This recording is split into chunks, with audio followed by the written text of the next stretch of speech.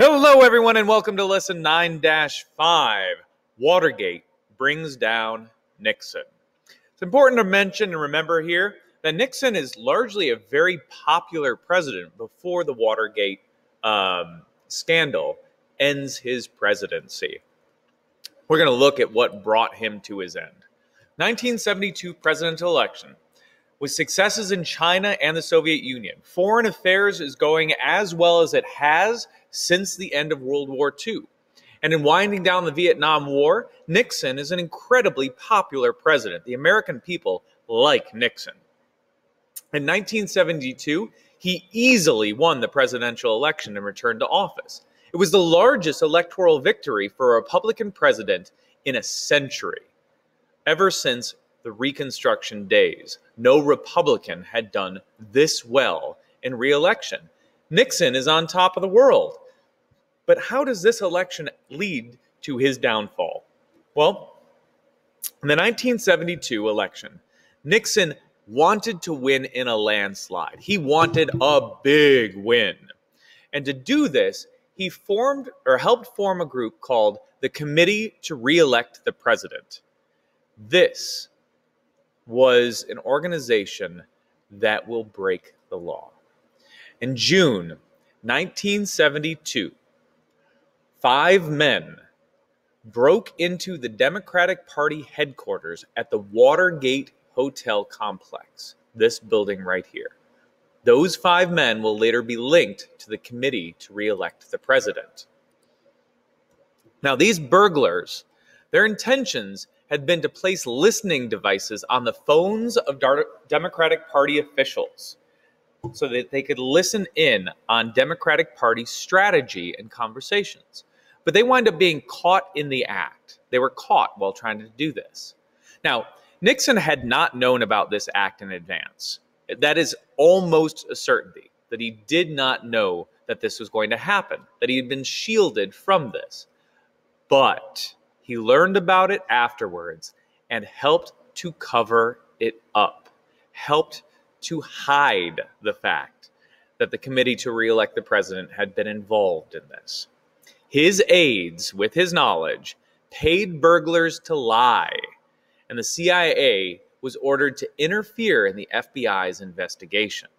This is what we call obstruction of justice, and it is very illegal. Now, the Watergate scandal was initially a small story. The cover-up was being successful. The FBI discovered very little in their investigations, largely because the burglars were lying about who had put them up to it, and the CIA was keeping some information from the FBI for national security reasons.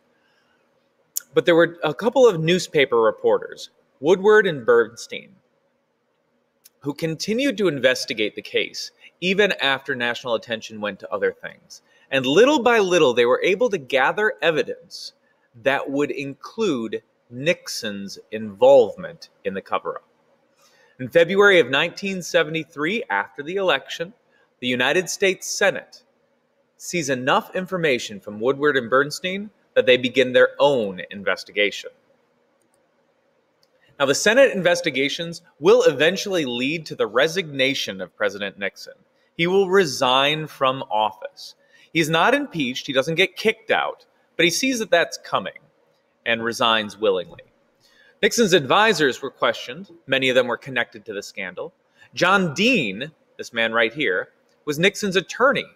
He recommended paying hush money to the burglars to ensure that they didn't talk. That would also be a crime. That is obstruction of justice. So what are Nixon's crimes? When Nixon paid suspects not to cooperate with the Senate investigation, that is breaking the law, clear as can be. Later on, Dean will turn into a witness against Nixon and will inform the Senate about everything else that had happened. Dean testified that Nixon had been involved in the cover-up from the very start. And now it became Nixon's word against Dean's.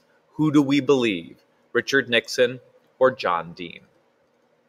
Now, while this is all happening, another amazing historical event happens which totally gets swept under the rug because the Nixon resignation become such a big thing, and that's that Vice President Spiro Agnew, this guy right here, is going to resign from office because of a scandal of his own. When he had once been Maryland's governor, and then again later as Nixon's vice president, he was guilty of accepting bribes, of taking money in order to allow people to have influence on government policy. Now, Agnew knew that he would be impeached, that he would be kicked out of office for these crimes. So he chose to resign rather than face impeachment. So in the middle of the Watergate scandal brewing, Richard Nixon has to nominate a new vice president. He picks Gerald Ford to be vice president. Now, Gerald Ford is a very interesting story because he will eventually become president of the United States. And he will be the only person in U.S. history to become president of the United States without ever being elected to be president or vice president. But he holds both of those offices without ever being elected to either of them. Interesting story. All right, so back to Watergate. During the Watergate investigations, it was discovered that Nixon had set up recording devices throughout the White House. They wanted to record everything that happened there. Well, when we remember that this investigation comes down to Nixon's word against John Dean's word, and then they later discover, oh, there are recordings of every conversation that happened in the White House, that's going to be really bad for Nixon. If he had participated in the cover-up, as Dean said, it would be on those tapes. When Nixon was ordered to turn them over, he refused and initially only gave them some edited transcripts. That is, just what was written, but not the actual voices of the recording. They typed it out, but they left huge sections edited for what they called national security reasons. Now, in August, a court ordered Nixon to turn over the full transcripts of the tapes. They said, you must turn them over. The courts had ruled. Nixon knew that he was guilty. He knew that he had obstructed justice, that he was involved from the start, as Dean had said, and he knew that the tapes would prove that.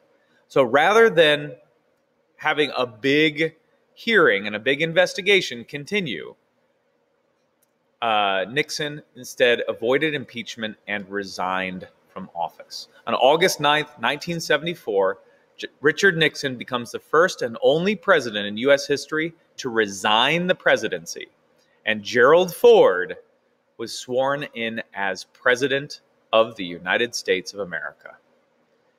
Wow, Richard Nixon fell hard and fast. I hope you enjoyed this lesson and that you learned something today, and I'll see you next time. Farewell.